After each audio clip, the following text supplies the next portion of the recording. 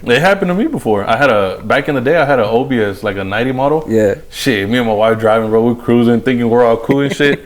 We're on 19 going to her mom's house, and all of a sudden the truck said, "Skirt." That whole thing just all the way to the floor. It pancaked and 18-wheelers and shit, man. I gunned it. Pa, pa, pa, through all the speed bumps, got in the emergency lane. I said, what the fuck happened? They thought you were scraping. the actual dump valve, I don't know what happened to it. The little flange inside just disintegrated and the whole thing just said plop. I was like, holy shit. Talk about going for a crazy bride, bro.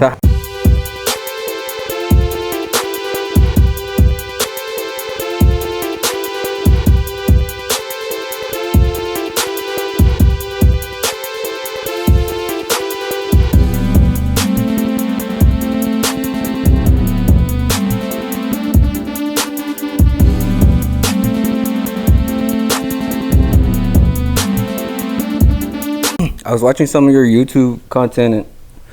And when'd you start the YouTube? December last year. No, year before. Damn. So we've been doing it for a year and a half. So you did a year and a half, and how many subscribers you have?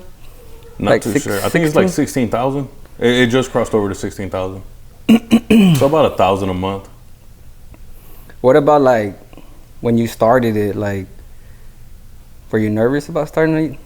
Because like everybody has their camera shy, you know? Yeah, for sure. So like whenever they started, they got to break that barrier. Yeah. How did you do that?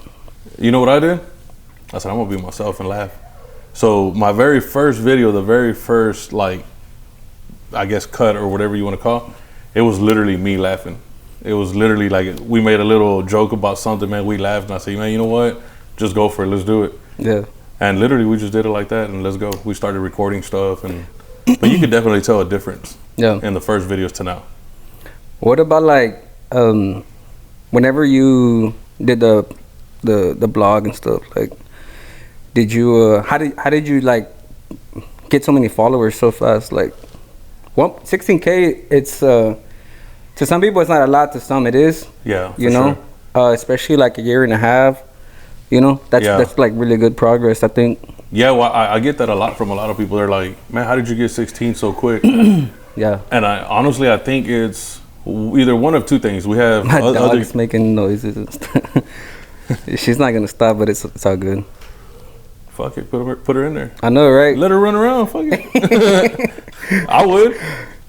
You wanna just let her? Yeah, cause she's gonna. I mean, what if you hold her on your lap? Would she be still? Yeah, she would. There you go. I think so. Come on, Blue. Try something different. Yeah, good. There you go. See, that's all she wanted was some love. She's gonna. Oh shit. She's gonna be rowdy. Yeah, you can definitely hear it too. I know. Okay. Shh. Oh yeah. What were you saying about the? Well, a lot of people, and I'm gonna be honest with you, a lot of people will be like, this guy got a lot of subscribers because of the people that he does work for. But in my personal videos, if you go back to the very first video, I never mentioned one of them on the heading or on the title or on the main page or nothing like that. And I did that for a year just to kind of like try to prove something for myself, you know? Yeah. I never asked none of the guys, hey, can you go shout me out or can you share my page or anything like that. And so for a year, I guess I was like at 11 and some change. Yeah. I was like, there you go. That's a good intro right there. Come on. There you go. Unless you put it, I mean, maybe now. Oh, that's gonna suck. Well, look at your shirt. Yeah, no, it's all good. It's all good. Good. So yeah, for like at the beginning, I never tagged anybody. Yeah. I never asked anybody to share my stuff. So I wanted to see how far I could get in a year. Yeah. And in a year, we did 12,000 subscribers. Yeah. I guess I wanted to prove something to myself and just, I wouldn't tag and like Static Leo or On the Gas or Freddy or anybody that was in the YouTube world. And if you go back to my videos, I wouldn't tag them, you know? Yeah. They wouldn't be on the main pic, on the thumbnail or on the title or anything like that. Till once I hit 12,000, that's when I was like, you know what? Hey, we did Static Leo's truck. Oh, On the Gas came through. You know, Freddy's here. That's when I started adding them. But it didn't make much of a difference. It was still about 1,000 subscribers a month. Yeah. So, yeah, that's pretty much what we did there. What they say like when they reached out to you? I mean, when you reached out to them, I'm sorry. Well, no, I didn't reach out to nobody. I guess the shop's known for what we done and what we would post on Instagram. That like, I think the first one to ever hit me up that was doing YouTube was Leo. He said, "Hey man, I've been seeing your work and bro, like I'm in love. Like, let me hit up your shop one day." I said, "Man, come through." Sure enough, he showed up, brought his camera. He dropped off. What was the first truck he ever did? I think it was a single cab Super Sport clone. We did little jobs, like little drops and whatnot, wheels and tires. But the main one that we like fully fabricated everything on was a single cab that we did for him. Powder coated wheels. I mean, the whole 9 yards on it. Yeah.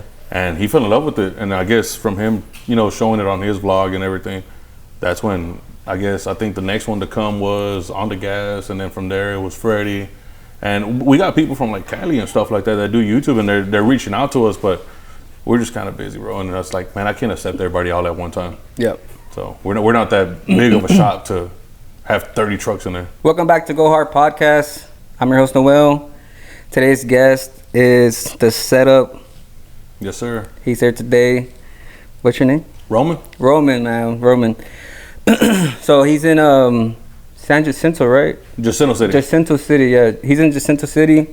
He does suspension, fab work. What else you do there? Suspension, fab work. We do wheels and tires, like sheet metal work. Sheet metal. If you want me to build you a barbecue pit, I mean, just let me know. Give me the idea. We'll burn it up. We'll do it. Stuff like that. Nice. Tell us a little bit about yourself. Shoot, I was born in Houston, Texas. I'm 35 years old. Been working on cars since I want to say probably when I was like 10.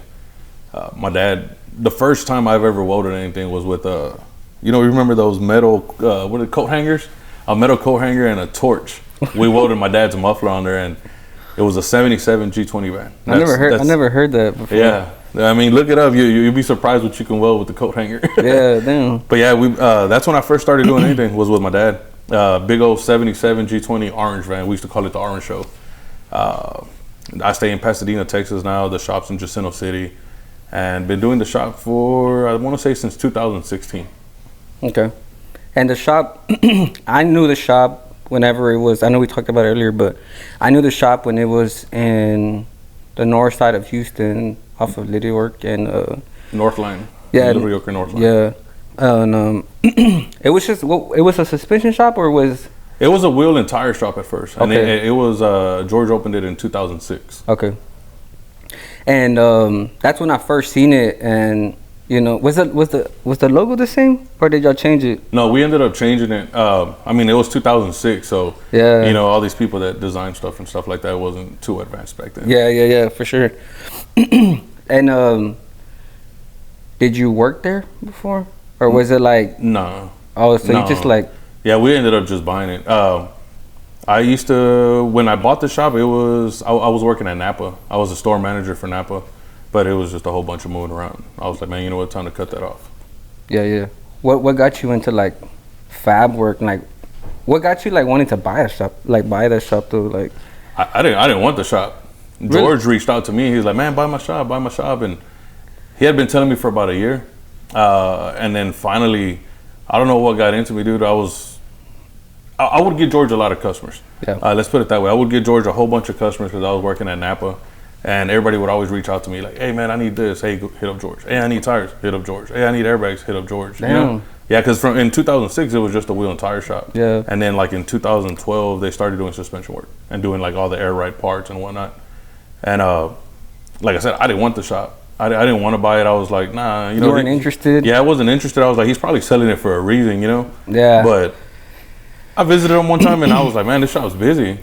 I was like, I guess I'll do it. Yeah. I was like, let me try something different. Yeah. And we ended up just, I guess, because of how busy it was and whatnot, I ended up buying it. So were you into that before? Oh yeah, for sure. Okay. Yeah.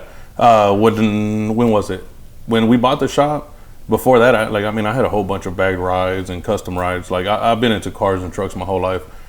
If I had a list of everything, man, I had of everything we've had, yeah. and everything had to be custom. Like my daily driver had to be custom. Never been a fan of a stock truck or a car. Now, pretty much like, so I did an exclusive podcast, and he has a, you know, a built truck, you know, a shop truck. Yeah. They call it shop truck. Yeah, the shop truck. Do y'all have a shop truck? No, we don't. I'm a firm believer in my customers are my shop trucks. Got you. Got you. My customers are my walking business cards, driving business cards. I do have a dually. It is bagged. It's not a show truck, but it is bagged. It's on 24. It has a lot of custom parts, but I put that on hold to try to better the shop and like my family, my home, and stuff like that. Got you. Let's talk about. So you took over in 2016. Why'd you get out of Northside? Man, there's a whole bunch of stuff I could tell you about why we left Northside. I guess the main thing, one was the drive for me. It was a 45 minute drive, which that ain't nothing to me, but to drive 40 something minutes every day, let's say an hour, you know, from Pasadena all the way to Little York. And Northside, man, the traffic is bad at all time of the day. To drive it forward and back every single day for 6 days a week, it was getting tiring. And man, I was just tired of our parking lot sometimes, it was a bloodbath. Yeah. Fights and all kinds of stuff there was bars around there, you know what I'm saying? So they would use the parking lot at night to park cars. Well, I mean, you know what happens at 2, 3 in the morning when everybody's drunk trying to unblock cars and move your car out the way, or you hit my car, whatever. Fights would happen, and sometimes it was a bloodbath out there, bro. And that was something that I didn't want to be a part of. Like, I have kids, and sometimes we would go to the shop and be there and be like, hey, man, lock the doors, man, because something crazy is happening outside. I wasn't too much of a fan about that. So I was like, you know what, let me try something different. And we ended up moving to the east side, which is like a day and night difference. Really? Yeah, like I'm dead serious, bro. We've never had not one single incident at the east side location. I'm talking about no break-ins, nobody trying to break in. We don't see no fights. Nice. No burning out. Like, there's nothing. Yeah. The only ones doing anything better probably us doing burnouts in the parking lot. Yeah. What about like, what are like some crazy stories from the Northside location that you experienced?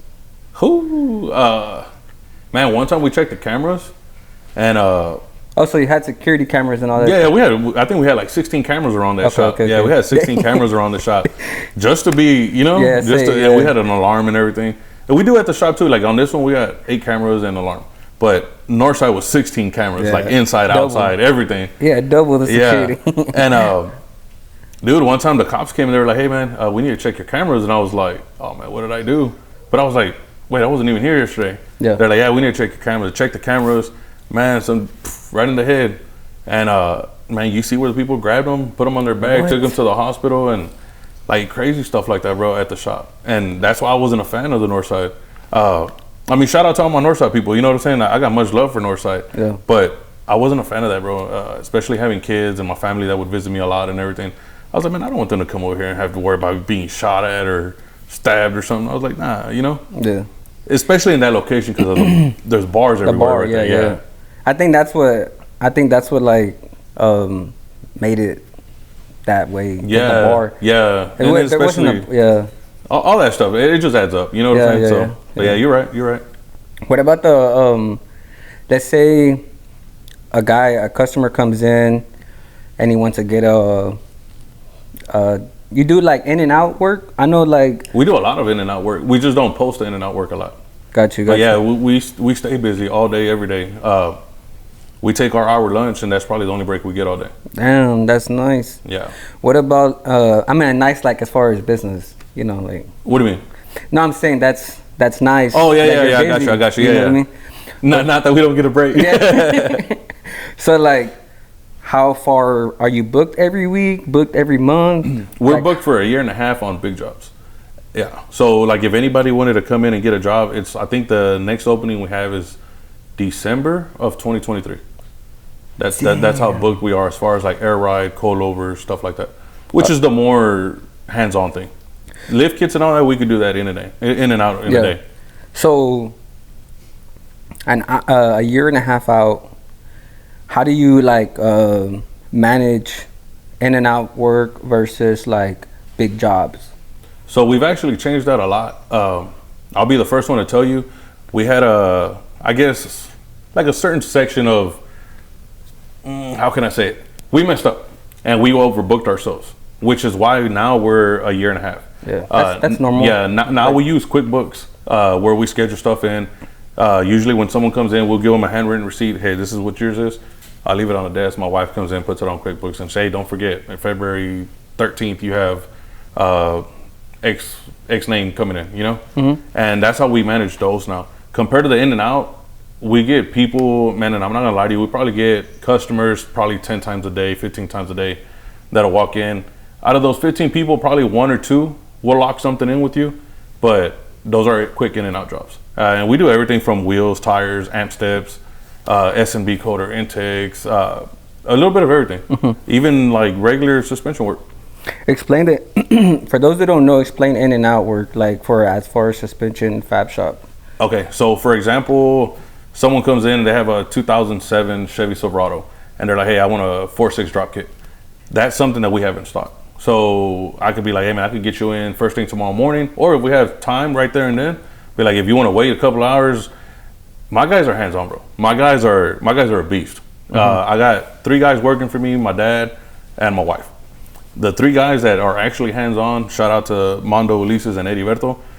Them guys are hands-on, bro, and they don't, like, they're monsters, bro. Yeah. Like, you give them a drop kit, they could literally have the drop kit in like 5 hours. Nice. Like, underbed, shocks, flip kit, control arms, which that consists of a 4.6 in and out job. And that's what an in and out job is. Now, we get full back jobs. So that's us creating upper lower control arms by hand. Like, we manufacture that. We don't buy no kits from nobody. The rear suspension, same thing, whether it's a 3-link, 4-link, 2-link, you know, that's what they want. We fabricate that in-house. Don't buy nothing from nobody. Only thing we buy are like bags, compressors and whatnot. Yeah. But you got people that come in with, like, let's say the craziest one we've done is 18 GMC, which was like on 28 by like 12 reversed, and he wanted a back half, everything, you know, done on the plasma table, the links and whatnot. So that's not an in and out job. Yeah. You know, that's something we schedule in. We try to have most things ready, but I like to be different. So when a customer pulls in and when they finally come drop off the truck, I'll sit down in the office with them for an hour or 2, and they'll describe to me what exactly they want. Hey man, can you do this link to look like this? Yeah, we'll knock it out. Okay, cool. Yeah, like, hey, your arms, you know, what do you want to do them out of? You want to do them out of plate? Do you want to do them out of tube? You know, tube or whatever? Yeah, let's do that. You want Fox shocks? You want Rytec? You want Bilstein? I mean, what do you want? Well, let's go with Fox shocks. All right, cool. So you don't go to the store and get a Fox shock for a bag 2018 GMC. Yeah. You know what I'm saying? Like, all that stuff is all special ordered. Some stuff is special made, handmade. For the most part, we manufacture and sheet metal, like all the sheet metal work and everything. We do it all in house. Nice. We don't outsource nothing. What shops do you outsource? Like powder coating. Okay. My boy Jose out there in Northside. The shop, it's called Superior. He does all my powder coating. Okay. Man, he shout out to him, man. He's been a blessing to me for real. Nice. Yeah, that guy takes care of us big time. Who else? Any other outsource? We're direct with a lot of people. So, I mean, as far as outsourcing parts, I think the main one that we would use would probably be Extensive. Let's say we don't have airbags in stock and my shipment doesn't come in until next week, then I'll just go to Extensive and grab whatever I need. Nice. Yeah. And so some parts you outsource. I mean, like stuff that you don't have, you outsource to Extensive and stuff like that. Yeah. And the powder coin you said is who again? Jose at Superior. Jose. Is there any like what are some big names that like you did, like big names as far as like big names, big jobs, like you know, YouTubers, or you know what I mean? Like as far as that we built vehicles for? Yeah. I mean, it's not really like big people or whatever, but like they have a strong YouTube community. Like they have over 100,000 followers and stuff like that. We've done a lot of work, not a little bit. I mean, a lot of work for Static Leo, Freddie LXX, and On the Gas. And like I said, we got people from Cali, you know, that are YouTubers too, that are like trying to reach out to us and get us to do work. But man, we're just so booked that it sucks, because they kind of, I'm pretty sure they're like, oh man, he just wants to do the H-Sound stuff. It's not that. It's just we're so booked that these guys already got us on lock. They got any shops in Cali? Oh yeah, man, they got a whole bunch of shops out there. There's a whole bunch of shops out there, bro, that do badass work. Stone Fab, one of them. What makes them like when it comes to the setup? There's a huge price difference. Oh, really? Yeah. So like, let's say, like I'm thinking like this is me, like you got to shop in Cali. Why come all the way over? Yeah. Well, we get that a lot, honestly. So we've done trucks for people in New Mexico, the Valley, Oklahoma. Like Oklahoma has what's it called, Fat Fabs. But you know, shout out to Fat Fabs, man. They do some top notch work. Like that's a shop that I look up to. That I think their shop's all AC'd and everything too. And I think they got like 13, 14 employees that work for them. And I mean, but nice. When you have a facility like that, like I wish I could charge what they charge and have the machinery that they have. Yeah. You know what I'm saying? Like, but obviously I can't go invest on a $500,000 machine. You know what I'm saying? I can't do it. Not at this point, at least. Yeah. And, but yeah, you got people like them and they'll come over here because there's a price difference, you know? I mean, I'm not ashamed to say it. I wish I could be like, hey man, let me charge you a Fat price. But I don't have the machinery that they have to build like the full frames, laser cut parts and all that. I got a plasma table, but the cuts ain't the same. What about like damn, I was about to think of something. Think about it. Give me a drink of water. The quality of parts you use, that's what I was gonna say. The quality of parts you use, is there is there a certain, like if somebody wants a 4.6 drop or like 5.7, whatever, like what parts do you use for that? Okay, so on that, or lift, or you can go into like lifts and stuff like that. Yeah, I got you. So on a drop kit, we always try to use DJM on anything Chevy. If they offer it for a Ford, we do Ford and all that. And it's just like Catherine, she's the owner out there. She's been a blessing to me. She's always taken care of me. So I'm a real firm believer on take care of who takes care of you. Mm-hmm. So she's been there since day one, since we took over the shop, and she's always taken care of me. So we use DJM. DJM's a product that we've used, tested. I mean, I use on my personal vehicles, and it hasn't failed us. You know, that's just the arms though. Flip kit we manufacture. Yeah, the tubular control arms. Yeah, and then like the flip kits we manufacture in house, so we use ours. Any kind of C notch, step notch, or underbed we manufacture in house. We use our stuff. Shock extenders, all our stuff, and then of course drop shots like Beltic or DJM. That's what we mainly use. Now there's some like the new Fords, the 2021s and stuff like that. You got people like IHC doing that. Sorry to cut you off, but I seen those. I think that's the new wave now. What, the new Fords? The new Fords. You seen the blue one that we did? Yeah. The static Leos? That one was sick. That one broke the internet. So that one was sick. Yeah. But you know how 2010 to like 2019, like Chevy. Yeah. I think the new wave is Coyote Ford F-150s. Yeah. So I'm not a Ford guy, but when I got my hands on that truck, I was like, damn, like Ford stepped up their game, you know? And then not only that, like you get on it, bro, and it's like that power is just like boom, it hits you right in the face. Yeah. It's crazy compared to like a Chevy, you know? Yeah. Now, like I said, 9 times out of 10, I'll probably never own one. Those have a 10-speed or 8-speed? I think like the newer ones, like the 2010s and up, they're 10 speeds. Okay. Yeah, it's something like that, or 21 has a 10-speed. But yeah, they're nice, and they changed their game, bro. They changed the game hardcore on those. Yeah, but like, I see those a lot now. Like, I know. Shout out to VA Specialties. I know he does like Ford suspension. You know, like specializes in that stuff. Yeah. What about lifts? Like, do you what manufacturer you use for lifts? At the very beginning when we got the shop, man, like I said, we used to be in Northside. So I'm not saying it's like the people was different as far as like they wanted to pay or whatever, but out there it was like, oh man, I just want a rough country 7-inch. I just want a rough country 6-inch. And that was something that we would sell a lot over there. And it was very rare that we would do like a McGoy's or a FabTech or BDS or anything like that. Now that we're in the east side, like we do a bunch of BDS, we do a bunch of McGoy's, and every once in a while we do like a rough country. And that's because, per customer's request. Nothing against none of them. I mean, a lot of people used to knock on rough country. But yeah, you're talking about 2006, 2005. Their quality has came a long ways, and you could literally see it. You grab a part and you're like, okay, I feel it, you know? I know they, so when I used to have a lifted truck, they have the Vortex shock strut. Yeah, the Vertex, I think that's what it's called. Yeah, something like that. With the fluid reservoirs. With the reservoirs? I seen that. I was like, damn, that's pretty nice. Yeah, and they stepped up the game, and it's like, you can't you compare them like apples to apples. Yeah. And you get a Vertex and you get X company, you know, and you put it next to each other, and you're like, that is crazy. You know what I'm saying? Like the quality's there. Yeah. And at a fraction of the price. So, if you can name some of your prices, for a 5.7 with the C-notch drop, what would that cost if you know off your head? So let's say like a 5.7 on like a 2016. We try to stay away from putting C-notches, so we do an underbed, which is a big price difference. But let's say a 5.7 with an underbed, you're looking at 28 to like 3,200. It all depends on the wheels. You know, if you come in on I want a 5.7, but I'm running 28s or 26s, it goes from being a $3,000 drop to being like a $7,000 drop you have to because cut of the bed. wheels. Yeah, we got the bed, the firewall, the fenders, relocate, battery, fuse box, coolant reservoir, everything. Damn. So.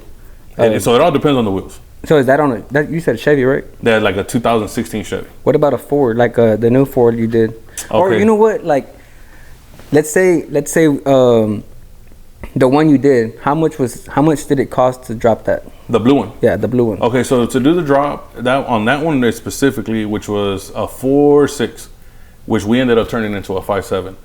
So it was a 4.6. It's $2,250, like in and out. So $2,250 to get the same stance? No, so that was a 4.6 because we had originally. Oh. You know what? I'm even lying to you, bro. It was a 3.5.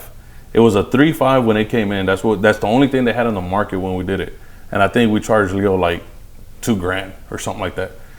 It wasn't until IHC sent us the arms and everything for that truck. So let's say a truck just like that to do a 4.6, you're looking at like $2,500. That's just with a regular C-notch. Got you. So it's not a big difference, but yeah. Go ahead.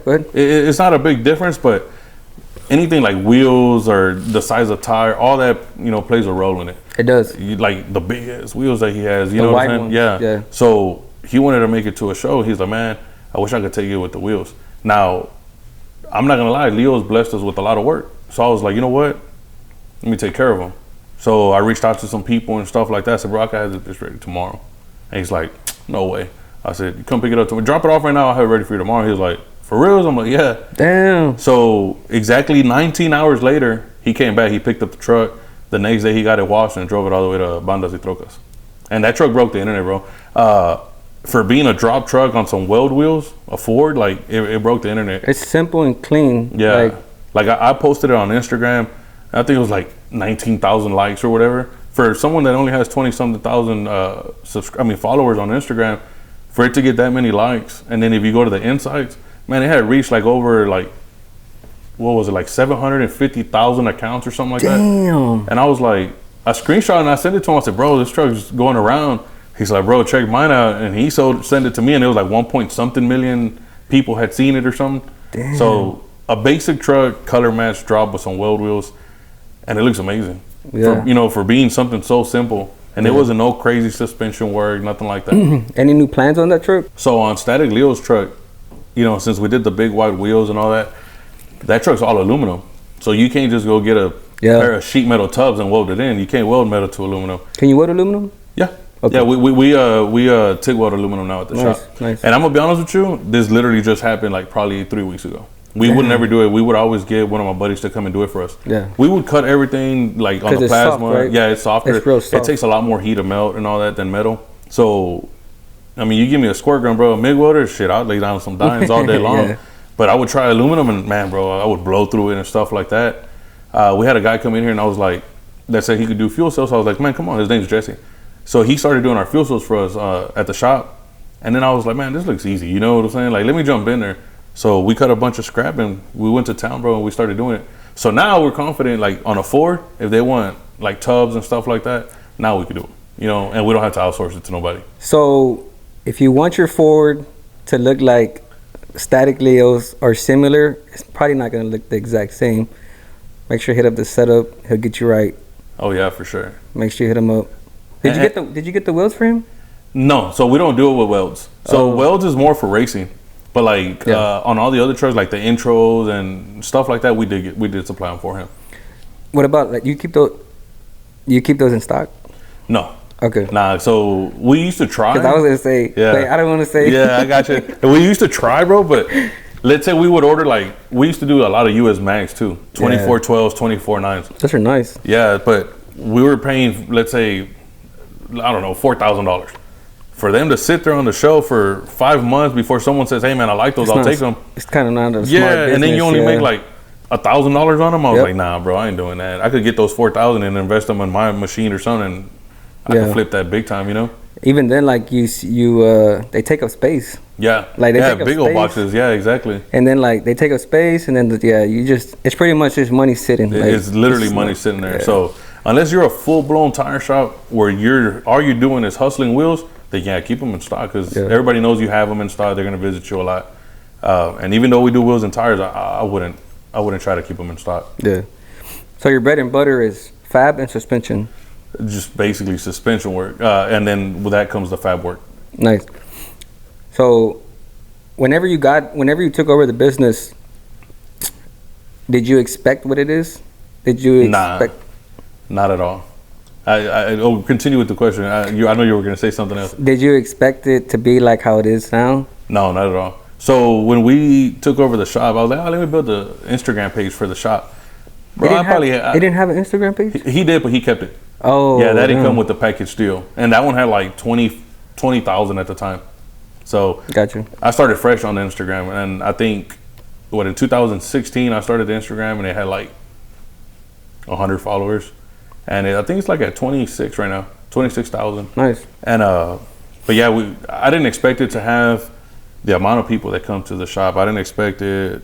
Like, we've upgraded a lot of stuff. We went from having a half shitty lift to having 2 lifts. Which for me, like from where I come from, that's progress, you know. Yep. Just like some of the tools that we have, I mean, toolboxes and whatnot, and to know that they're paid off, it's like, man, it humbles you, you know what I'm saying? Like, man, I worked hard for it, and you know, I don't owe that to nobody. So I didn't expect that at all. The shop has literally outgrown the old shop. It's outgrown this one now. This one's a little bit bigger, and now we're in the market to try to get something even bigger. Really? But I don't want to rent no more. I want to buy. Where you been thinking? Either somewhere around there or in Pasadena, something not too far, you know. Something, I live 15 minutes away from the shop, so, you know, if it's a little further or a little bit closer, it don't matter to me, as long as it ain't no 45-minute drive, you know. Who's in Pasadena? Like, is there any suspension shops? I literally live 2 blocks away from Drops or Us. Oh, yeah, with my boy Jose. That, you know, shout out to him, man. I've been knowing him for years, but he went from doing suspension to now all he does is like full restoration, like everything. You know, the LS swap, the frames painted, wheels, tires. I mean, you know, that's what he focuses on. Yeah, I see. He's been around for a minute. Yeah, he's been around for a long time. Yeah. So I would have thought that, like, hey man, I'm building trucks that, you know, look similar to his, you know. Yeah. But now he's doing like I say, he's doing like full LS swaps and all that. You asked me to do an LS swap, I'd be like, I don't know. Yeah. You know. Yeah. 2016, you took it over. Did you have any? Well, people are gonna have, you know, bumps in the road and stuff like that. For sure. What has been your biggest hump on the road? The biggest hump on the road was overbooking ourselves, and that's something that's happened like in the last year. Oh, really? And we're fixing it. So, if you would have looked at my shop maybe 5-6 months ago, like at the beginning of the year, you would have been like, man, how does he even walk in there?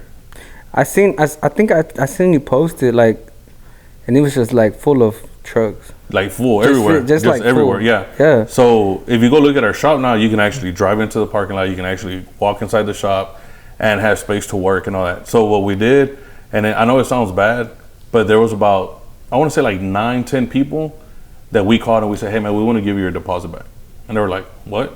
You know, like you're firing me? Like, how's that? You know what I'm saying? I said, we want to give you your deposit back because we don't want to make you wait no more. We don't want to make you wait any longer than you've already waited to get in here. And I'd rather keep it cool with you because they become friends, bro. They become family. Like, customers are amazing to us. And I was like, I'd rather give you your money back. I don't want to hold your money. I'd rather give you your money back and wait. We'll put you like on a call list. So the next time we're having availability, we'll call you. Instead of being like, no, you got my deposit and you told me it was this day. I want to be here, you know? Yeah. Now they can't do that to me. I know it sounds shitty, but I think that was the only way to fix the problem we had going on. It was a real big problem for us. I didn't want to lose customers, friendships, and stuff like that. Which in this business, bro, I don't lost so many people. I mean, yeah. And it's over bull crap, you know. Yeah. But I didn't want to now being like on the YouTube eye and Instagram and stuff like that, any little hiccup, bro, will get you. Yeah. Anything. It could be something so small that you didn't even do, but if a customer says it's you, then it's you. I mean, that's what everybody else believes. What about like you? So let me get this straight. They come drop their truck off, and they leave a deposit? No. So if they want us to do like air ride or like coilovers and all that, let's say someone comes in today, like we did. We had someone come in today. They're like, man, we got an OBS. I want to do 24 14s in the back. No, 24 12s in the back, 22 9s, but I want full coilovers, everything. I told him, look, my next opening to do something like that, which is why we pushed it back now to December, I said, is in, I think it was September of next year. He said, I've seen your work. I don't mind waiting. Well, how much do I need to put down? So that's not a full backdrop, but it still requires the same amount of fabrication to get it to the point that he wants it. Of attention. Yeah. So he's like, how much is the deposit? I said, it's $500 to get you on the list. It goes towards your total. You know, we subtract it when you come drop it off.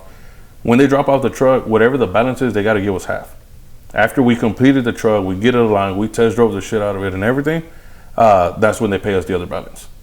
So it's kind of like a payment plan for them. Do you ever have like a truck that's been sitting for like months? Oh yeah, or like sure. years? Yeah, for sure. That's like I said, we overbooked ourselves so bad that we say, you know what, this is the end of this. Like we can't do this. And if customers get mad at us for trying to fix our mistake, like then they're not true customers. You know what I'm saying? Yeah. We gave, I want to say about 9 to 11 grand back in deposits, just so that we could be doing what we're doing now. Yeah. And if you look at our shop now compared, like I said, if you look at our shop now compared to 6 months ago, you'll be like, damn, I can actually walk in this joint now, you know? Yeah. And people like on YouTube seeing it too. They're like, bro, like, man, I see a big difference now compared to before. Like, man, we're trying. They probably thought like, I'm at the junkyard right now. Nah, they probably thought like, man, are you not getting no work or anything? Like, yeah, you know? Exactly. They probably thought you slowed down or something. Yeah, no, like, and what happened is that, like I said, we overbooked ourselves, and then we get a whole bunch of the in and out work. The in and out work, it's cool, you know what I'm saying? Like it pays the bills. I mean, we make a living, you know what I'm saying? Mm-hmm. Pero I don't want to be known for bolting on a leveling kit or a CNOS. Like I want to be known as the guy that, like, damn, you know, Roman and the guys at the setup, they did that truck. You think as a shop, you think it's important to have in and out work? Yeah. What is your take on that? Yeah, it's very important to have in and out work. In and out work is it's like, to me, I want to say it's like cash flow. 75% of the business is that cash flow right there, is the in and out, and then 25% is the actual big builds. Got you. So yeah, it's important to have in and out. No matter what it is, I don't care what anybody says. In and out work is what pays the bills. Got you. So you mentioned a setup. You mentioned the setup that you said right now. That just that went with his name. But you mentioned the setup that you said right now. What does that cost roughly? Like a bag work, or like what would that roughly cost now? Man, I'll tell you this. In 2005, a full bag job would have probably been like $3,800. Like literally, like any shops that you would go to, really? 38, 4,500. Right now, I wouldn't even buy the parts for a truck with $4,500. You know, like the material, the stuff that it costs to do it. I could tell you right now, like on an OBS truck, I don't care what it is. Like as long as it has 22s or bigger, I'm not charging no less than like $13,500. No less, like plain simple, like no less. It's $13,500, and from there it goes up. Do you want airlift? Are we gonna narrow the rear end? How detailed do you want the bed? Do you want it B-rolled? Do you want it fully welded, seam sealed, painted? It just goes up from there. What about the one like with the control, like that you can control with your phone and all that? Yeah. So that's Airlift 3P. We use that a lot. Airlift 3P and 3H. Those are my go-to guys when it comes to air ride management. Airlift, man, you could get off, pull out your phone, you could go up and down, side to side, everything with it. Yeah, it's dope. I mean, you could leave the control inside the car, and you could be sitting outside just fucking with the car all day long. And then it's a nice setup, it's reliable, and their customer service is great. That's why we use them all day long. The whole valve things is like something from the past. Like, oh, is it? Yeah, I mean, we still get a lot of people that want that, but it's just, you got so many fittings, so many lines, like everything bundled up to, like, let's say you want to do an 8-valve setup, which controls each corner, which is what the airlift does. You got to run 8 valves. So on those 8 valves, you probably if you run them next to each other, I want to say you probably have about 15, 16 fittings, just unions and T's or whatever, just in that one little bundle. Like the plumbing for it. Yeah, the plumbing for it. So let's say you get a valve and then you put a reducer and then you put the fitting or whatever. Just right off the bat, you got 1, 2, 3 points of, like 3 places where it could leak from. 2 are on an airlift manifold. You connect 4 lines to the manifold and 4 lines to the back. So it leaks from there. It's either leaking from the manifold or it's leaking from the back. Gotcha. To where on valves, it's like, man, go check all the fittings, all the T's, unions, reducers, everything. And you got to spray them like with soap and water to find a leak. And stuff. And then even the valve, it has 4 screws and it has a flange in the center, like a little plastic flange. Yeah. So that could leak or they could get stuck. I've seen those things when you're driving, all of a sudden the truck is like, and it's like, oh shit, what the fuck happened? You know what I'm saying? And even the other way, going down. It happened to me before. Back in the day, I had an OBS, like a 90 model. Yeah. Shit, me and my wife driving, bro, we're cruising, thinking we're all cool and shit. We're on 19 going to her mom's house, and all of a sudden the truck said, skirt. That whole thing just all the way to the floor. It pancaked and 18-wheelers and shit, man. I gunned it. Through all the speed bumps, got in the emergency lane. I said, man, what the fuck happened? They thought you were scraping. the actual dump valve, I don't know what happened to it. The little flange inside just disintegrated and the whole thing just said plop. I was like, holy shit. Talk about going for a crazy ride, bro. So how'd you lift it? So my brother, it's on the frame. Yeah, it's on the frame all the way on the ground.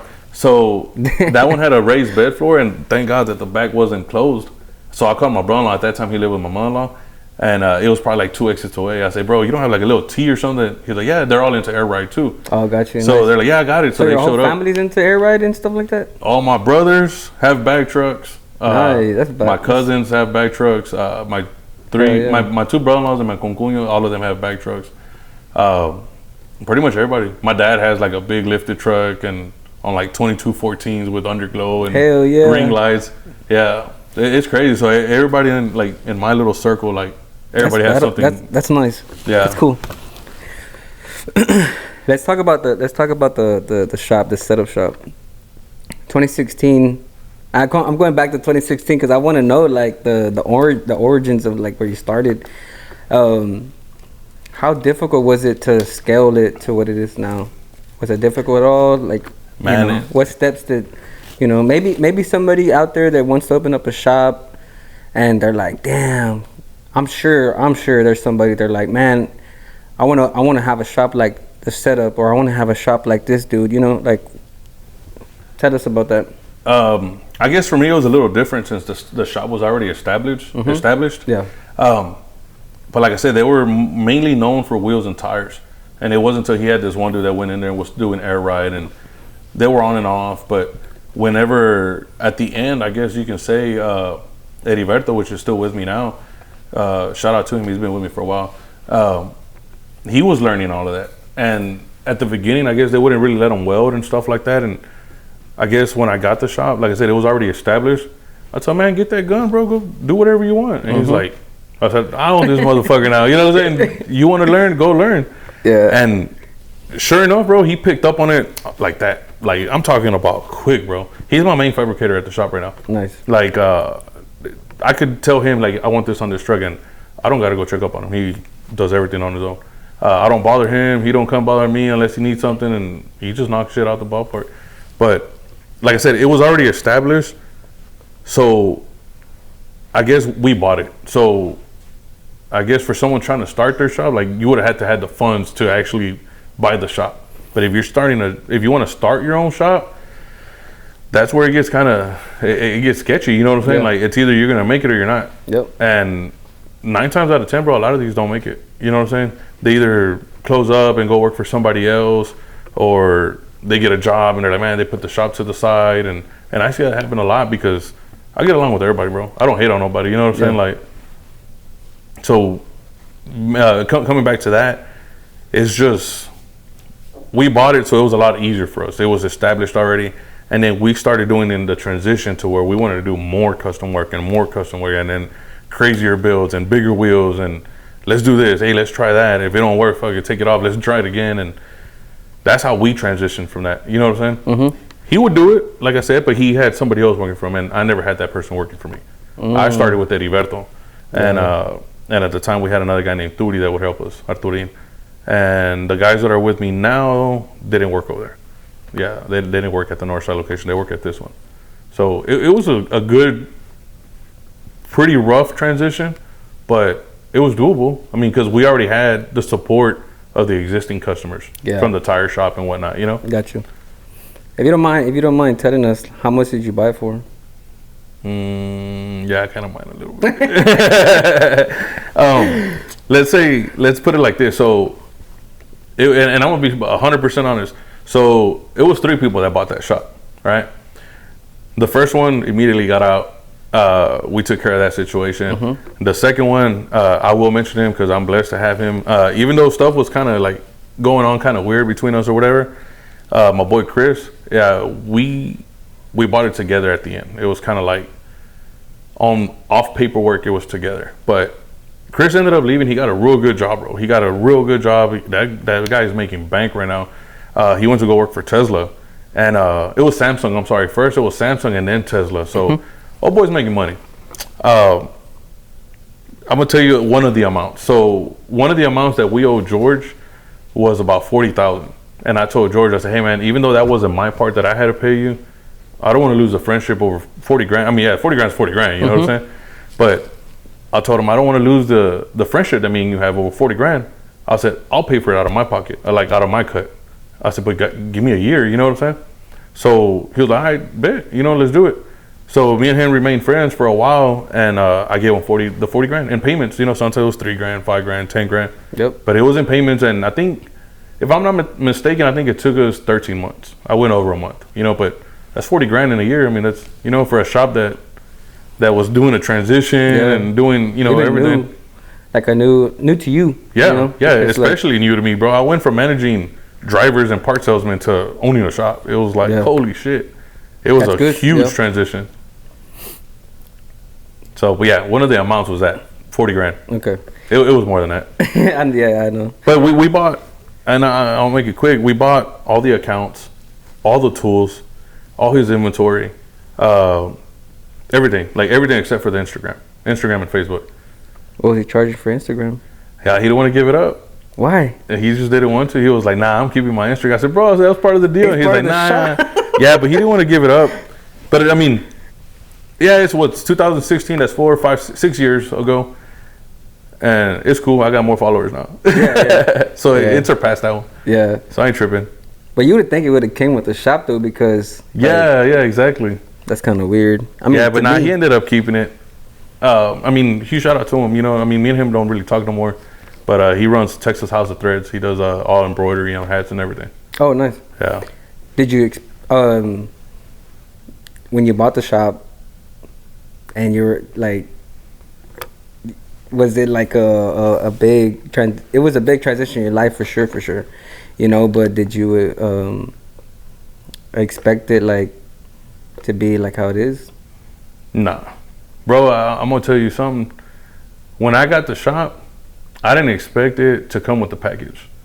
Like, I've lost friends, family members. I mean, shoot, I'll be honest with you. Like, I almost lost my relationship with my wife because I was putting in too much time into the shop. And she's like, man, we're at home. Like, where you at? Damn. I'm talking about, I'm in Northside, get there at 8 in the morning and leave at 12 o'clock at night.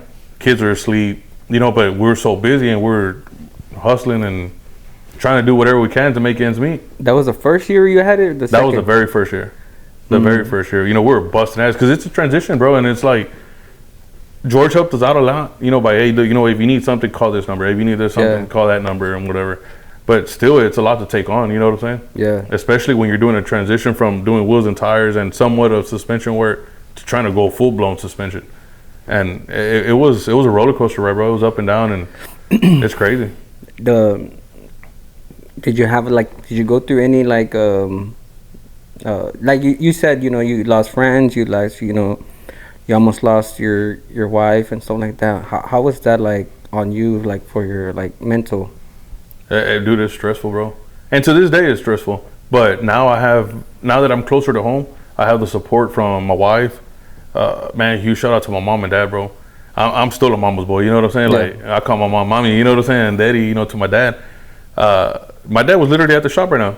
He was at the shop, say, hey man, I'm about to leave, so you want to keep an eye on the guys if they need anything or whatever, just tell them to holler at you. He's like, all right, cool. I'll hold it down. He's been a big part of it too, bro. He's helped me out a lot on weekends when he just retired.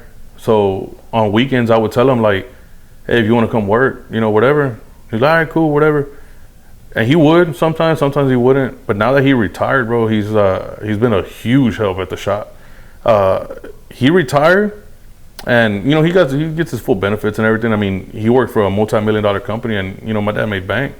But now that he's over here, I see that he's kind of like happy being there, like around us, and it's just it's crazy, bro. It brought you like closer, like friendship. Like yeah, exactly. Yeah, like I'll take him with me sometimes. He'll come out on my vlogs, and my mom will come out on the vlogs, my brothers and stuff like that. Yeah, that's really good. In a lot of situations, bro, having the shop and everything brought a lot of us together closer, and a lot of other people away. You know what I'm saying? Like, dude, we lost a lot of stuff. Like, period. You know, friends, family, whatever. Yeah. And it's, and I don't want to say they hate to see somebody try to come up. It's just, I'll be honest with you, before it's like, hey bro, call George, see if I could, you know, he could hook me up with something, or call George, see if, you know, before I bought the shop from George.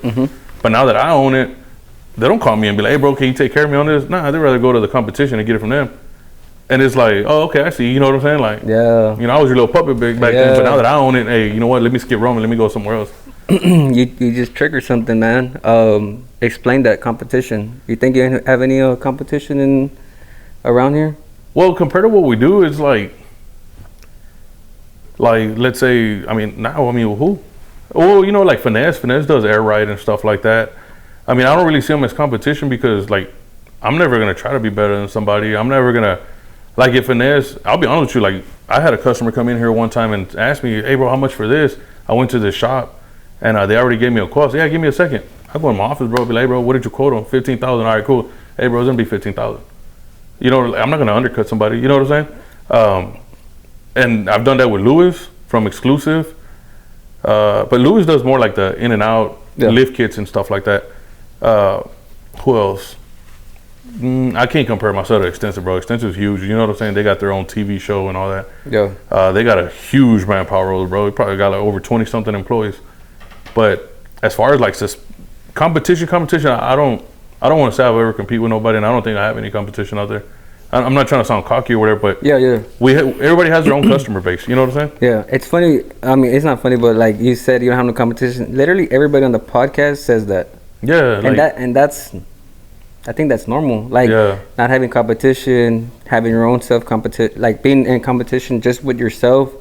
That's already huge, you know. Yeah, like, and that's what I tell my guys all the time. Like, don't compete with nobody. Like, if you ever open up your shop, don't try to compete with somebody and be like, man, I'll do it for this price. Nah, bro, don't undercut yourself. Guess what? If you're doing it at home, charge them the same price that the shop's doing because they're still getting the same quality. You're just doing it at home. You know what I'm saying? And as far as competition, I don't see myself having any competition because I'm not trying to compete with nobody. Yeah. I'm trying to be myself, ourselves, and us, and that's it. Nothing else. Is there any other shops that vlog? I think you're the only shop that vlogs, right, in Houston? Yeah, I don't think any shops really vlog at all. I think that's big though. Like, I think that's important because like people want to see like the shop and stuff, what we do and all that. And one thing about me, bro, I don't hide nothing. So, like, on one of my vlogs, I tell everybody, like, look, this is where I can get my stuff powder coated. Hey, look, this is where I get my 2-piece dry strap done at. Or, I didn't have this. Let me go ask this guy if he has one in stock. If not, then I'll order it. I don't hide nothing from nobody. Yeah. Like, I'm real transparent, bro. I really don't try to, like, sugarcoat anything. It's like, it is what it is, bro, and that's it, you know? Exactly. If for some reason you don't like it, I mean, hey, more power to you, you know what I'm saying? But if you like it, hey, come on, that's cool, you know, I'll fuck with you, you know? But yeah, I mean, I'm open, bro. I'm an open book, bro. Just let me know what page you want to read, and I'll tell you. Yeah. Nah, I think that's good. The vlogging, like I said, I seen your YouTube, and it's pretty good. I know some people, like, they try to get into blogging and stuff.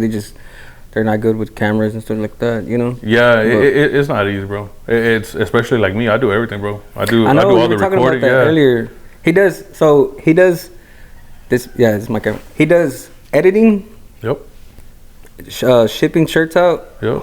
Who makes your shirts? My shirts, el señor de las gorras. No, el muchacho de las gorras. Don't even get me started on el señor de las playeras. I don't think that's not a good story. No, that's a real bad story. Okay. We'll get to that if you want to. I don't care. Yeah. So he does the shipping. He works there. Obviously you manage a shop, but do you do any welding and stuff like that? Yeah. He works there. he's a dad. I'm a dad. He gets down, you know. So.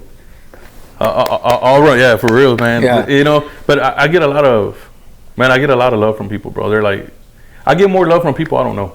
You know what I'm saying? Of course, my family, happen, bro. Of course, my family and all that, they support me in what I do and everything. So I'm telling my mom's like, man, you're overworking yourself. Like, man, go home. And I'm like, nah, it's cool. You know, I can handle it. Yeah. But like my wife, bro, she supports me like 100%. She's a stay-at-home mom. We have 3 kids. So kids, baby, you know, we got not a newborn. He's 8 months old now. But she goes to the shop and she helps me. And what my guys don't know at work is that we actually go home to, you know, take care of the kids, whatever. Then we actually go back to the shop when there's nobody there. It's already, you know, dark outside. It's a lot cooler. We have the AC on in the office, and we actually do inventory. We ship out stuff. We do everything at nighttime.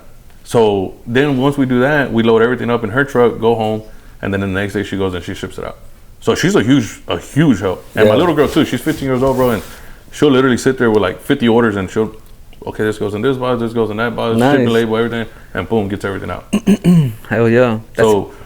A long list of things. Yeah, shipping, inventory.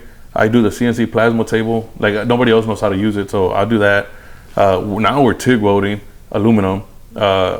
Whenever the guys need help, I'll go in there. I'll cut shit up. I'll weld stuff, narrow rear ends, whatever.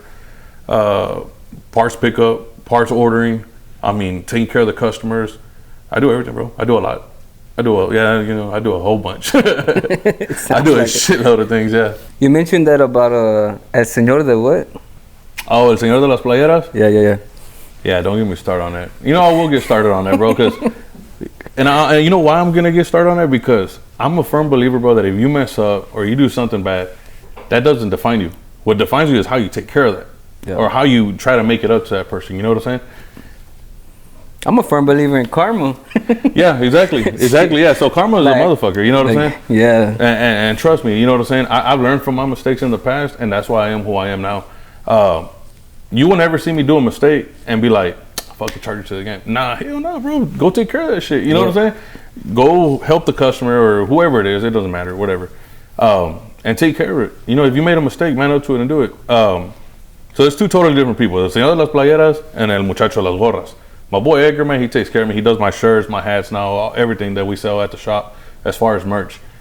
The old guy was the guy that we were using before. So tell me why I ordered I was like 120 shirts that say the setup, and then like 120 shirts that, it was this funny logo, bro. I came out on Leo's vlog and I was holding a sriracha hot sauce. And he's like, what's up with the sauce? And I was like, oh man, I'm about to throw that setup sauce all over your truck. And that kind of stuck with me, and I was like, you know what? Everybody's always talking about, oh man, the sauce. So I'll make a shirt. So we grabbed a fucking sriracha sauce and we put a little welder in the middle as the label, and it says the setup sauce. Nice. And then it says, come get sauced up. Yeah. We ordered a shirt from old boy. He does those good, badass. I ain't complaining about that. But we ordered like 100. Not the Edgar dude, right? Not the Edgar dude, okay. No, the other guy, El Señor de las Playeras. We ordered like 100 or 120 shirts of the other one.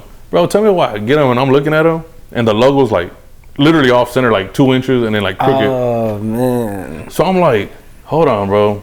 You literally just said that you checked all these shirts and you wanted to help my wife load them up in her truck, because he's a long ways from us. My wife went to go pick him up. You said you double checked all of them. That's why you loaded them up for my wife, so she wouldn't have to be doing all the dirty work over there. And you guaranteed me that they were all 100. I was like, if I saw that on the first shirt, you know why you gotta lie to me, bro? Don't do me like that. You know what I'm saying? So I messaged the guy, say, hey man, we have a little issue, bro. I was like, man, a little issue. Yeah. Well, I mean, to me, I don't let stuff like that get to me. 120 shirts though. That's a lot. Yeah. Well, once you do the math, it's like, damn, bro, you wasted that much money. And shirts ain't cheap no more, bro. Back then, you could get shirts made for like $8 a shirt. Hats used to be like $7 a hat. Right now, bro, good luck getting them for $11, $12 a hat. You can't do that no more. Mm-hmm. And I hit him up on Instagram, and I'm like, hey, bro, we have a little issue, bro. It's like these shirts and this and that. Saw it, didn't reply. I was like, I bet. I hit him up again. Nothing. I said, man, you know what? Let me call him. He usually always answers second ring order. Nothing. Called him again. Didn't answer. I said, hey, look, bro. Ghost you. Yeah, he ghosted me. So he didn't block me or nothing, but he just wouldn't reply, and I would see that he would see my messages. So I said, you know what, man? I ain't gonna let this get to me. You know what? Karma's a motherfucker. It is what it is. Mm-hmm. I text him. I say, hey, look, bro, if you don't want to help me, bro, that's cool. I said, man, I understand people mess up, bro. I understand. You know, it was a hiccup. It was a fuck up. just take care of me. Nada. I said, all right, bet. I said, hey, look, man, if you could just email me my files, bro, that I paid you to do for me, I'll just take my business elsewhere. Instead of him being like, hey, man, I'm sorry, bro, this and that, like, I'm sorry we couldn't fix it for you or something, I would have never said nothing. He didn't do that, bro. He emailed me the file and didn't reply or nothing. I was like, you know what I'm saying? Damn. And it was. Did he create the file?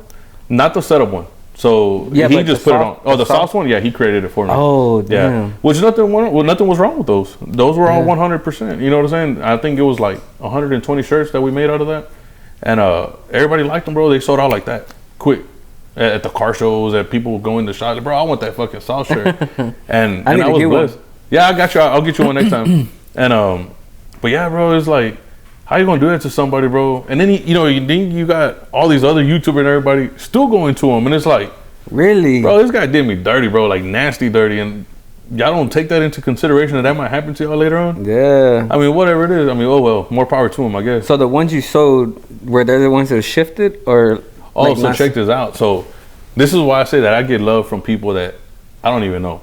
So I put on a YouTube video. I say, hey, you know what? I wasn't gonna do it, but boy didn't even reach out to me. Yeah. So I got screwed, bro. It is what it is. He didn't even say sorry. Yeah, nothing. So I was like, you know what? I'm gonna get these shirts, and every once in a while, when someone orders one, bro, I'll just double up on the size. You know what I'm saying? I'll throw one in there, take it to work. I mean, use it for the house or whatever. I'm gonna just give them out, bro. We got an overwhelming amount of support from people on Instagram and YouTube, bro. Just discount them, throw in a little sticker or something, bro. We'll buy them from you.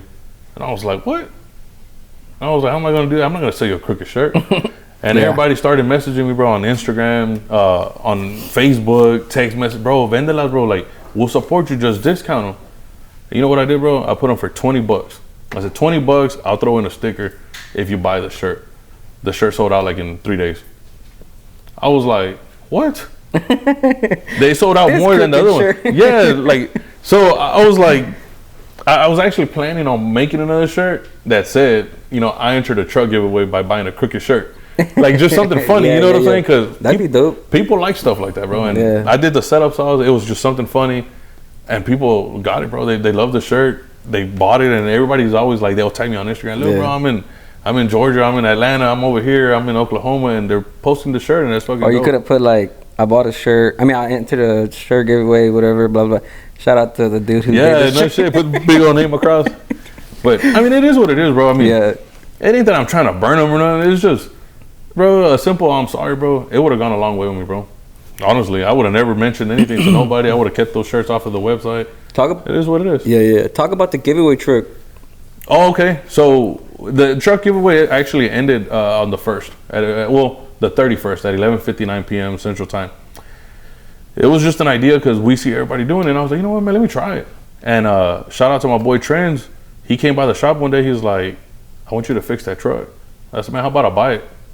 He was like, you want it? I was like, yeah. Fuck it, get it off the trailer. We didn't even agree to a price or nothing. He dropped it off, left it at my shop. He took off. Yeah. The next day he came, he brought me the title. He's like, what we agree on? So we came up with an agreement, which was a real fair dollar amount. And he's like, yeah, we'll do it. I said, fuck it. He gave me the title. He walked away with his money. And I kept the truck. And then I was like, you know what? I'm going to do a giveaway on it. It was, that's one of the reasons why I don't really drink like I used to no more. It was one of them drunken nights that I was like, yeah, fuck it, I'll do a giveaway and this and that. And I'm going to watch, I'll prove it to you. I'll do it. Yeah. And well, I'm a man of my word, bro. And I was like, you know what? I need to quit drinking. Fuck this. Yeah. And I ended up doing it. And it was a success. I mean, it ain't like everybody else's, but. So drinking was good at that time? At the time, yeah. Not no more. So now, like, I'll drink 1 or 2. If I'm at home and my family's there, I'll drink 4 or 5. Yeah. That's it, though. Like, I don't remember the last time I was ever buzzed or drunk, put it that way. Yeah. And it's a good thing, bro. You feel a lot better not drinking like that. I used to smoke cigarettes a lot. And I don't do that either. I'll vape every once in a while just to kind of like have that little taste or whatever. Yeah. But I don't smoke cigarettes no more. Just try to get rid of bad habits. Yeah. That's what we did with the giveaway truck. That's where all the shirts and hats came into play, and how all these people, came into the picture. And it's done for. We closed it off, and now we wait to ship everybody's orders out. As soon as we ship everybody's orders out, I think on the 17th of June, we're gonna do the live broadcast where we're gonna give it away on Instagram and YouTube. Nice. Talk about how the build for it, like what wheels it has. I know you mentioned like the the winner gets to select the paint, powder coat, suspension. Like that's what I mean. But talk about it. So on that particular giveaway, I think I went overboard. This your first one, right? It's my first. Well, it's actually my second one, but the first one wasn't a truck. It was $4,000 cash, a set of 24-inch US mags, or $6,500 store credit. We did it. I did it live at the shop, and I did it with tickets, bro. My little girl and my niece were the ones that went into a jar and they picked out the winner. Shout out to Gio. He won the $4,000. He didn't have a truck at the time. He takes off, comes back with like $400 worth of beer at the shop because there was a lot of people there, bro. The support was crazy. Dropped off $400 worth of beer. He stayed there for like an hour or two, and then he took off. A week later, he got a truck. He's like, "Can I get that $6,500 store credit?" So now I play. You done messed up. You took the money. Yeah. So that was the first one. This one, I think we went overboard, bro. To do the amount of things that we're gonna do to that truck is something that I shouldn't be doing at 16,000. Well, that was what 12,000 subscribers or something at the time. That's something that you do when you're like at 75,000 subscribers, where you have a lot of people watching your stuff. You know what I'm saying? We got the paint job, which was $4,000. The audio system was $1,500 that I bought for it. It's all brand new. It's all sitting at the shop. We haven't installed nothing because my whole deal was the customer's gonna choose what they want to do. You know, what they want for the truck. That's different. Yeah, so if they want to switch it up a little bit, and like, hey, I'd rather not have a Kenwood, I'll have a Pioneer or something. All right, that's cool. I'll go talk to my boy. I'm sure he'll swap it out, and we'll do something like that. Yeah. So paint job's paid for. It's sitting on 24s and 22 intro wheels. It's on a KP component 6-link engine-driven compressor, custom upper and lower control arm. It's tubbed. I mean, the truck runs, it drives. It has 71,360 original miles, and it's a 2001. Damn, that's low for that. It's a 2001 with 71,000 miles. The title, everything. Original title from the guy with the mileage. The last time they registered was like a few years back, but it was like at 60-something thousand miles. So it's legit. You know what I'm saying? Yeah. You run the VIN and it shows you every time that they got it inspected, and it was always like 5,000, 8,000 miles, 10,000 miles. It was never like a crazy amount. So it's a good truck, like on paper, and it's gonna be a sick truck. Once it's done. We got new tires for it, new back bumper. Shout out to Nor Jensen. Do they pick the wheels? No, the wheels are the wheels that it's gonna come with. Okay. I mean, that's another, like, let's say we order 24s and 22s right now, that's $5,000. Yeah. I can't afford that. You know what I'm saying? To give it away, that's crazy. Yeah. The giveaway did good. It didn't do that good though to go buy some new wheels. You know what I'm saying?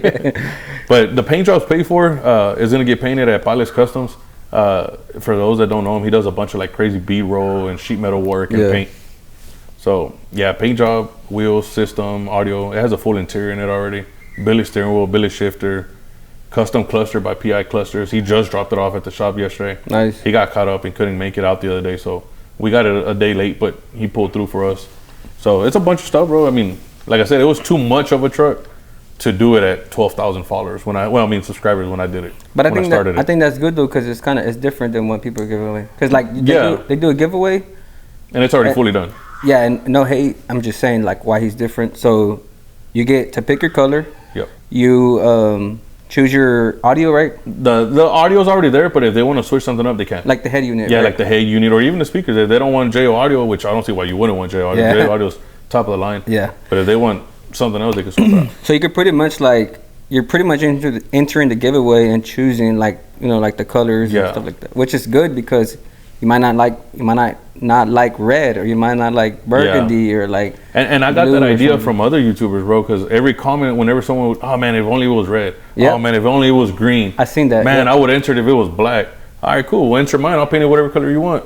Yeah. You know what I'm saying? So we paid a paint job, which was $4,000, which covers any color as long as it's not a candy color.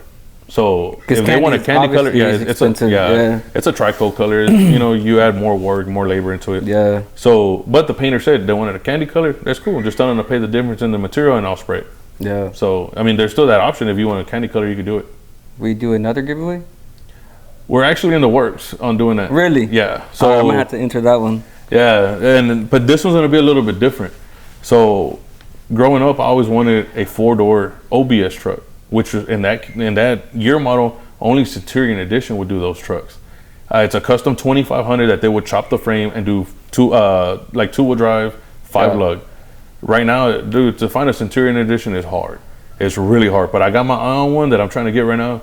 If not, I found a 2500 that I have all the suspension to make it a 2-wheel drive half-ton truck.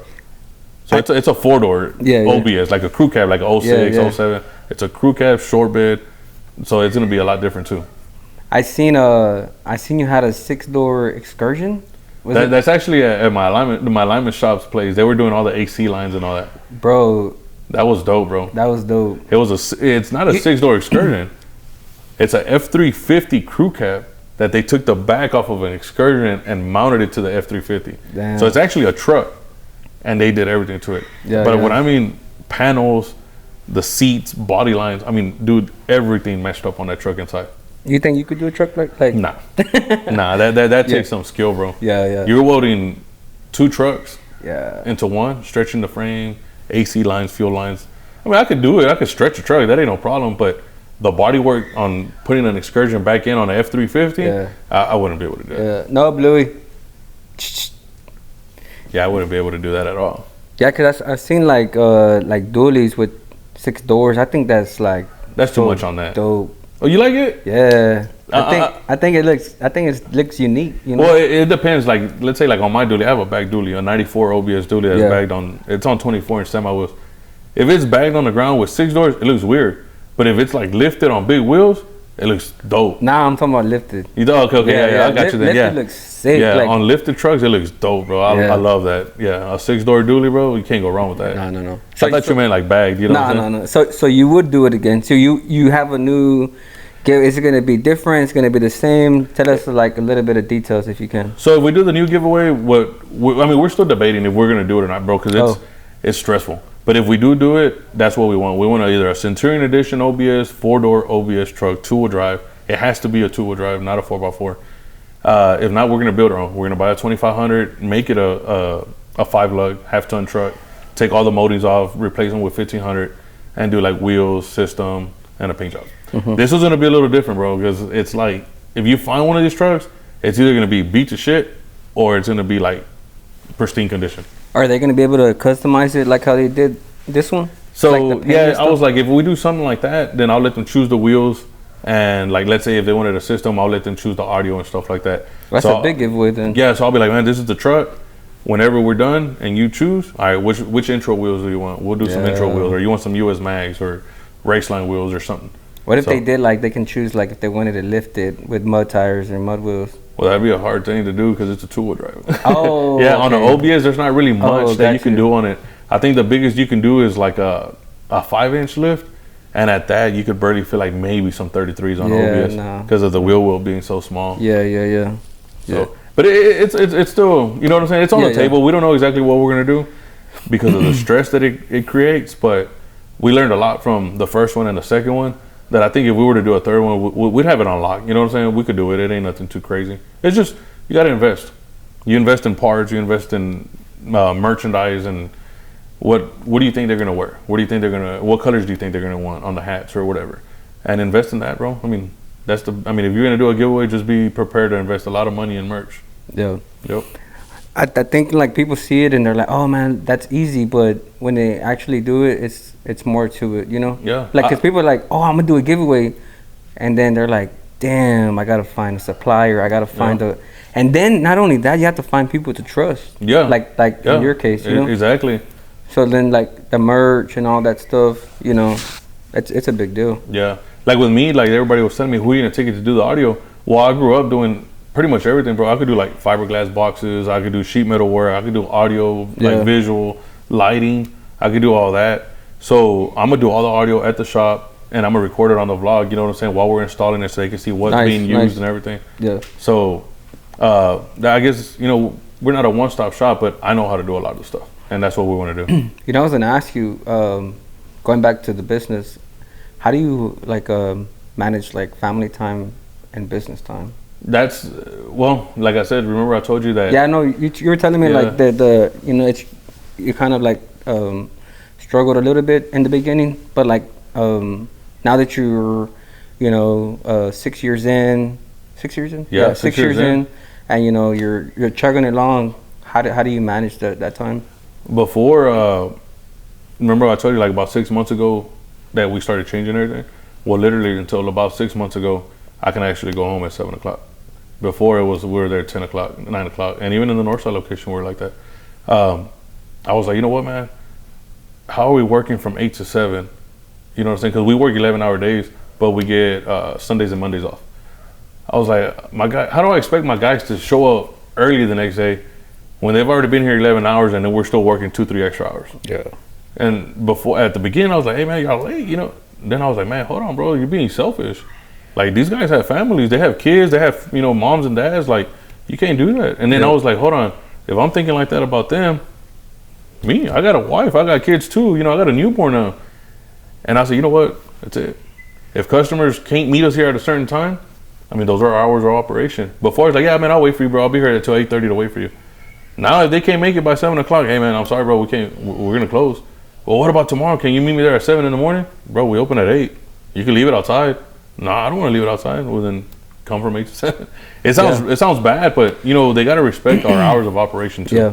And that's how we manage to make family time now. I think also, too, like, you know, like, you can't always, let's say you're moving 100 miles per hour, right?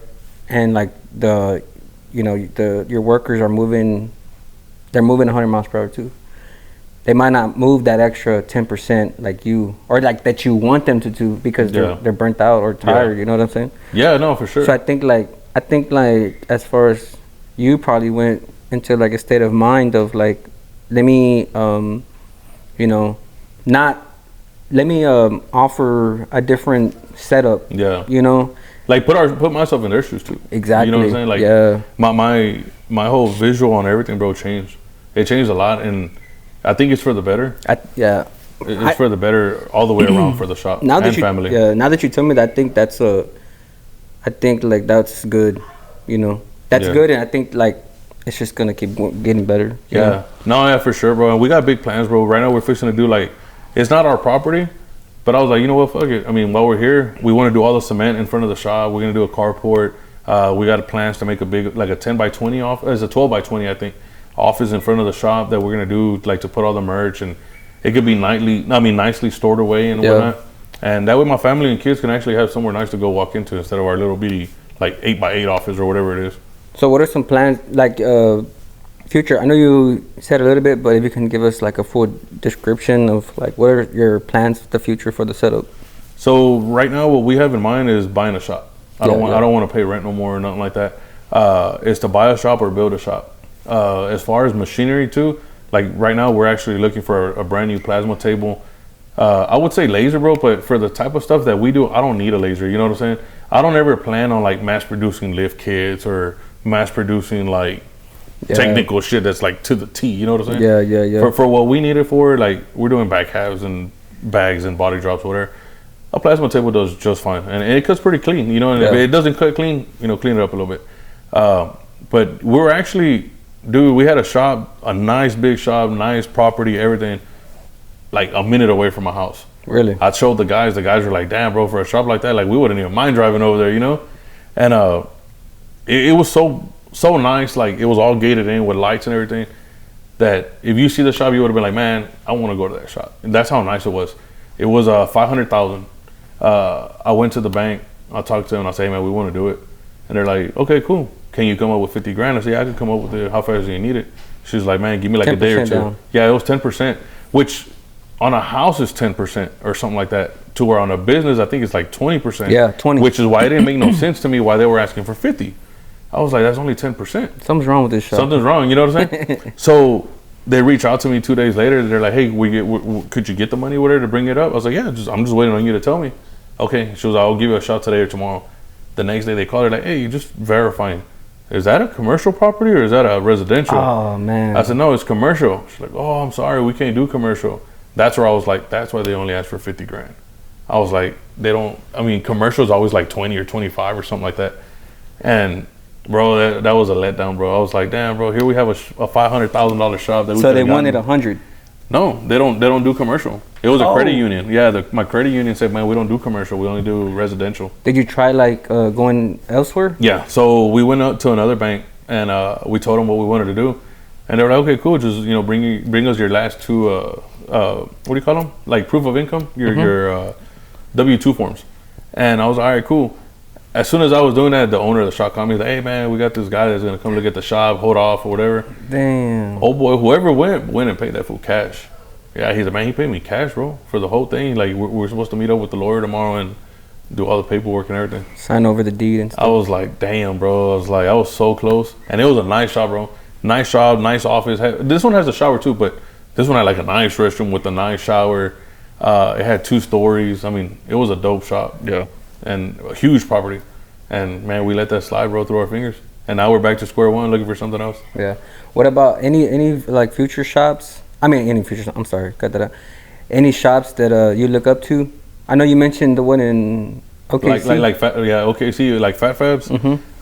Dude, I look up to Extensive, bro, and you know why?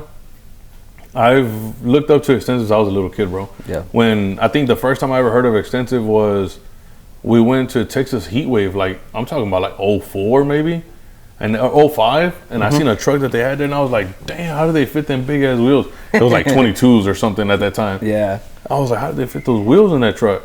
And I met Bill. I met Bill at the show, and he was cool. What's up, bro? Whatever. I was a little kid back then, you know what I'm saying? Yeah. I was a youngster, bro, 17, maybe 16. Ever since then, like, I was like, okay, cool, it's extensive. Every car show you would go to, you're like, man, what is Extensive bringing out? Extensive has that old school mini truck, like, work ethic. Like, and if you're into bag rides, if you're into, like, custom shit, mini trucking is where it's at, bro. You know what I'm saying? Yeah. You know, bagged mini trucks, or, you know, bringing out an excursion that's bagged like on 30s or whatever, you know, a dually on 28s. Yeah. Like, and they're hardcore mini truckers, you know what I'm saying? The old school stuff. They're just putting a 2022 theme into everything, you know, with all the powder coat and paint and huge wheels and stuff like that. Yeah. I know I've seen the piping, like on the bags and all that. So yeah. So like I've talked to Exclusive, and he's like that they do a lot of old school piping. Like they still do that the company to switch it up and stuff like that. Well, see, that's like the mini trucks. That's mini trucking style right there. Oh, gotcha. So now what they're doing is they're bringing that into like the huge lifted truck game and stuff like that. So you think that's still a thing, or you think it's like? I mean, if it wasn't a thing, they wouldn't have a TV show and the they got a 3-year waiting list right now. Yeah. You know, I thought I was cool by having a year and a half. They have a 3-year waiting list to get in. Damn. Yeah.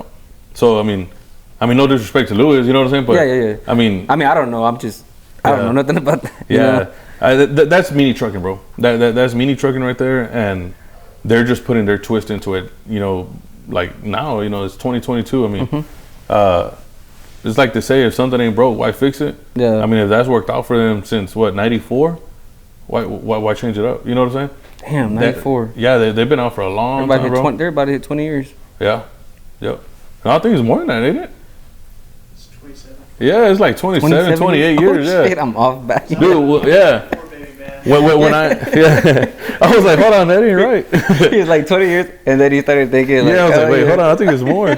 when I met Bill, bro, he was young, bro. You know what I'm saying? So, I mean, he's still young, but did you meet him? So you're cool with him now? Oh yeah, like I could go to Extensive, bro, and walk back there and grab whatever I want, and they'll be like, all right, cool. He knows you have a shop and stuff. Yeah, and yeah. You're like, oh man, I remember that little boy. Yeah, like what? I mean, I was that young, you know, I was like 18 or whatever. But yeah. But yeah, he knows me from back in the day. Tim's a huge part of that. You know, he's like the business manager there. Valerie, you know, she's the part salesman in the front. Jesse, Lulu, like all them guys out there, bro. I go out there, bro. I kick it with all of them. I could chill with them. I couldn't literally go out there and grab some shit and be like, hey, can I come back and pay for it tomorrow or something? Like, yeah, that's cool. Yeah. The only reason this happened is because I forgot my card. You know what I'm saying? I was like, fuck, you know, I'll call you right now and I'll pay for it. But I could literally go and grab $8,000 worth of stuff if I need it, and the trust is there. You know what I'm saying? Yeah. What are some lessons you learned from owning your shop? Man, a real good lesson is, man, don't cheap out on yourself. Don't try to please the customer by dropping your prices. That's something that I learned because I was always trying to be putting myself on the customer's shoes. Like, damn, I know what it felt like to really want something and I couldn't afford it. Growing up, we're a house of 5, you know what I'm saying? Yeah. In a 2-bedroom house. So, you know, my dad didn't start making the money he made till we were a little bit older, but I know what it felt like to want something and not have the money to get it. Yep. You know what I'm saying? So I would always put myself in the customer's shoes. But I was like, man, hold on, ain't nobody ever did that for me. Why should I do that for them, you know? Yep. So I try to be a little bit more flexible. You know, I could do like a little little payment plan or something for them just to help them out to the people that can't, you know. But man, don't short yourself out, bro. Don't ever do that to nobody. Like Joe Blow's doing it for 300 and you're charging 500. All right, fuck it, I'll do it for 300. That's the worst mistake you can do. Yeah. Do you offer payment plans at your, like, I know like some shops or, you know, some businesses offer like payment plans like third party. Oh yeah, we offer Snap. Okay. It's 100 days, same as cash. Okay. So whatever you do, pay it at like 97 days. Yeah. No, don't go overboard because you're gonna pay double. Yeah. What do you want to be remembered for? And leave back. What is the ultimate thing you want people to remember you as for the setup? As far as like the shop or like myself? Both. Oh, both? Yeah. As far as the shop, I want to have that one customer that comes in and tells me, here's my card, bro. Like, go all out on it.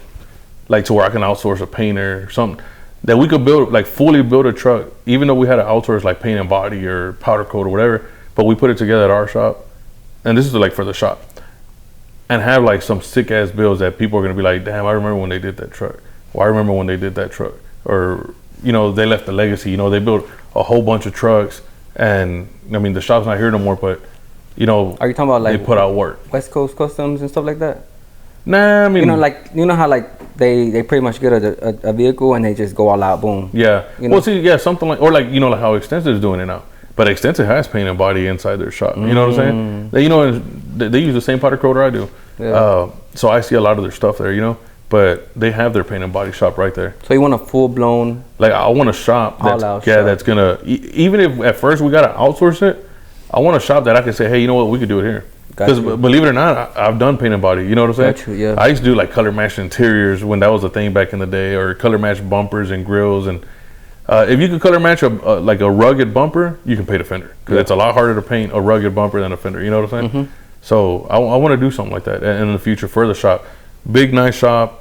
I want to be known as the shop that was able to work with customers, but don't be cheaping out on them, and have a couple of like really nice builds that we did that are like known out there, you know? I got you. What about personal? Personal, man, bro, I had a real good one in my mind and I forgot what I was gonna say. Personal wise, I want to say I want to be known as a guy that was never better than anybody, bro.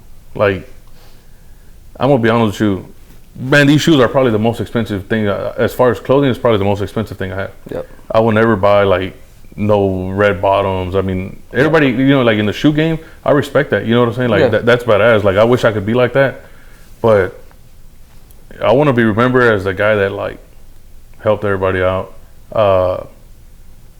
I'm not gonna go to the club, bro, and spend no fucking $300-400 on a bottle. Yep. I'll tell you that right now. You'll never see me do that. I'll look at those $300-400 and be like, man, that's $300-400 worth of clothes I could buy for my kids. Yeah. And everybody that knows me as of right now, bro, and I could tell you, not to sugarcoat or try to seem like I'm something I'm not, but anybody that you ask out there, bro, I could guarantee you that like 99% of the people have good things to say about me compared to that 1% that might have something bad to say about me. You know what I'm saying? I'm just that type of guy that tries to help everybody, bro. I'll tell you a perfect example. I went to La Oro to buy cheese. My wife's like, can you stop and buy cheese? I was like, yeah, that's fine. I get there and I see this dude, man, just all tatted up, and he's trying to help people, but this guy's so tatted up, bro, that people are scared of him. Yep. And I already knew, you know, he's trying to do it to get some money. He comes up to me, he's like, hey, man, I want to buy something to eat, bro. Can you help me out? And I'm the type of guy, bro, that if I have $20 in my pocket, the guy next to me has $20 in his pocket. You know what I'm saying? Yep. I was like, yeah, hold on. So I reached in, I gave him $10. And I said, you know what? I'm going to go back to the truck. So I waited. He walked inside the meat market, and I waited. I was like, man, this will say he was going to buy something to drink. I'm pretty sure he's going to go buy some cigarettes or something. The bro came out. He had one of those little cooked chickens like that they have on the little thing right there. Rotisseries? The rotisserie chicken? Yeah, there you go. Yeah, let's go hard. He walked out with that, bro. He had a loaf of bread. Yeah. A loaf of bread, and he had a Coke. And he literally walked in, grabbed all that shit real quick, came outside and paid for it. And I was like, see, like, I just helped this guy feed himself. You know what I'm saying? I mean, looks ain't everything. You know, I got tattoos, but his were like hardcore prison tattoos. You know what I'm saying? Yeah, you can tell. And nobody was giving him nothing, bro. Nobody. And he must have helped like 3-4 people while I was sitting there on my phone. I kept seeing him going back and forth. And I'm just that type of person, bro. And anybody that you can ask, I'm genuinely like that. Like I said, if I have $50 in my pocket, you got $50 in your pocket. You know what I'm saying? Mm-hmm. If you didn't have $50, I'm just saying. Yeah. I just want to be known for that, bro. The guy that tried to help everybody out. If I could do it, why not? You know what I'm saying? There's people out there, bro, that have it made, and they can help people, and they won't do it. Yeah. They're like, nah, I struggle to get where I'm at. I don't give a fuck. I'm not gonna help nobody. I'm not like that, bro. If I struggle to get where I'm at, but guess what? If I could help that dude that has 100 subscribers on his little YouTube channel, guess what? If I could spread the word to my 16,000 and I could get him 1,000, man, just go, bro, do it. Yeah. If I could do it, you could do it. You know what I'm saying? Mm-hmm. And my channel's not where I wanted to be, but I just want to be known as the person that took his shirt off his back to help whoever I can, and that's it. Like, that's it. That's all I want to be remembered as. Nice. I don't want nothing major. You know what I'm saying? Yeah. That's it. Nice, man. That's really good. It's really awesome. Yeah. I mean, I try, bro. I try, honestly. I really do. So that's pretty cool. Let's run through these pop questions, and then we'll finish the outro rub. So these are like personal questions. Not too personal, but like just shit. Go ahead. I don't care. It's gonna be a pop question. Just shoot whatever comes to mind. Real quick. Like. Let's go. I'm ready. What do you prefer? Would you rather prefer going to the club, or would you rather prefer going to the bar? Neither. Okay. Why not a bar? Nah, I got kids, bro. I take my kids everywhere with me. Got you. You know what I'm saying? So if I can't take my kids to the bar, why would I go? That's the first one. Dude, my kids are everything to me. Got you. Would you, now that you're a business owner for the setup, would you rather be an investor or a business owner? If you had the chance to be. Different strokes for different folks. I think I'd rather build my life as the shop owner and try to grow it as much as I can. And then I got 3 kids, so whoever wants to take over, hey, more power to y'all. At least I'm giving them something.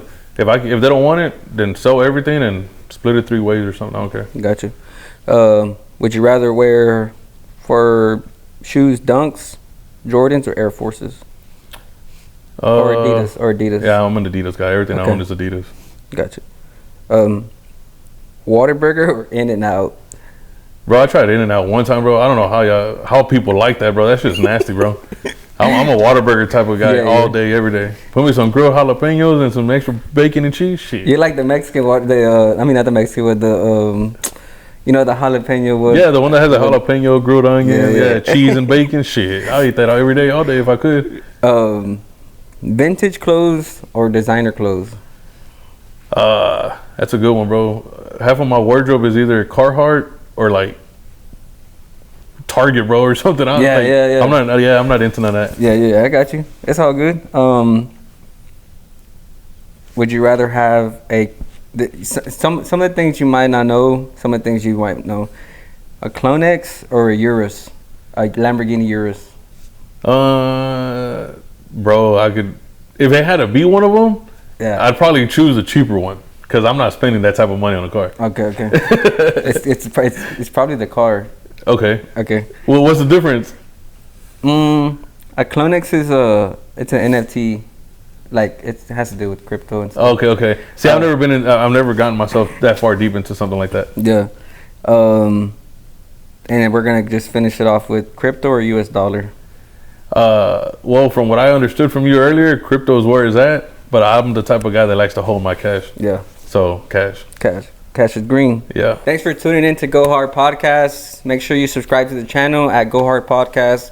The Instagram is Go Hard Podcast. We're on Spotify and Apple, and I believe Google Podcasts. I gotta recheck that, and also follow The Setup. You can check his YouTube channel at The Setup. At thesetup.biz for Instagram. Are you on Facebook? Yeah, it's The Setup Tire and Wheels. Okay, The Setup Tire and Wheels on Facebook. And make sure you subscribe. Thanks for tuning in. Thanks for watching. Thanks for your time, Roman. Anytime. I really appreciate it. It's really good, man. Yeah, I had a blast, bro. It was fun. It's something different, something out of the norm. Yep. So, peace.